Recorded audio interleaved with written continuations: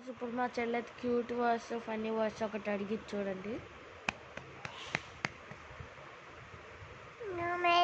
కోపంగా ఉందా? అవునుంది. తల్లి తల్లి తల్లి నిన్ను ఇలాంటి క్యూట్ వర్డ్స్ చేద్దాం అమ్మ తల్లి అంటావు. అమ్మ తల్లి ఏంటివే?